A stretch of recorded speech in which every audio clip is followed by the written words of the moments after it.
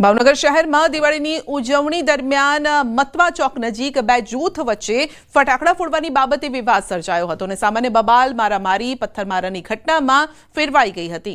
ટોળાએ Alka talkies પાસે પથ્થરમારો કર્યો હતો અને જેના પગલે વિસ્તારમાં ભયનો માહોલ પણ સર્જાયો હતો। ઘટનાની જાણ થતાં જ પોલીસના ધાડે ધાડા ઉતરી આવ્યા હતા। પોલીસ દ્વારા ચુસ્ત બંદોબસ્ત ગોઠવી અને સમગ્ર મામલો થાળે પાડવામાં આવ્યો હતો।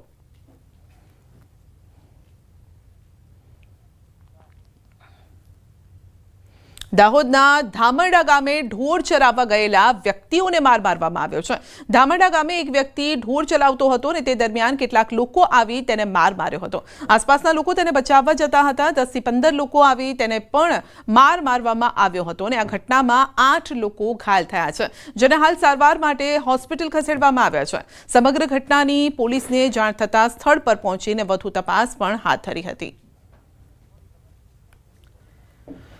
તો ઘાયલોને સારવાર માટે હોસ્પિટલ ખસેડવામાં આવ્યા હતા। ઢોર ચરાવવા ગયેલા વ્યક્તિને માર મારવામાં આવ્યો અને ત્યારબાદ ટોળા એક સામે આવી ગયા હતા। તો 8 લોકો ઘાયલ થયા છે। આ હુમલામાં ઘાયલોને સારવાર માટે હોસ્પિટલ ખસેડવામાં આવ્યા છે। તો ઢોર ચરાવવા જેવી બાબતે મામલો ઉગ્ર બની ગયો અને બે પક્ષ બે ટોળા સામસામે આવી ગયા, જેમાં 8 લોકોની ઈજા થઈ। તો દિવાળીના પર્વ પર પોરબંદરમાંથી દારૂની હેરાફેરી ઝડપાઈ છે।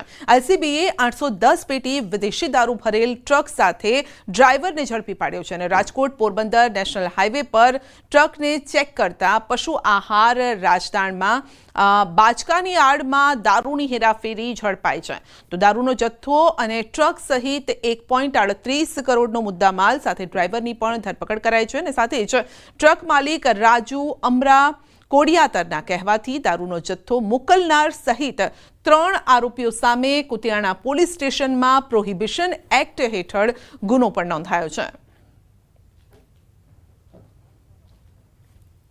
તો દારૂ ભરેલો ટ્રક ઝડપાયો છે। તહેવારી સિઝનમાં દારૂ ઘુસાડવાના અવનવા કિમિયા પણ સામે આવતા હોય છે।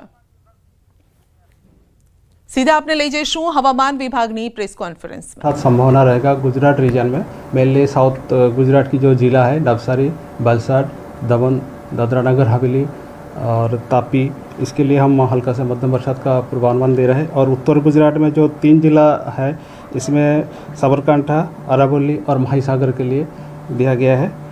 आज के लिए 21 अक्टूबर के लिए 22 अक्टूबर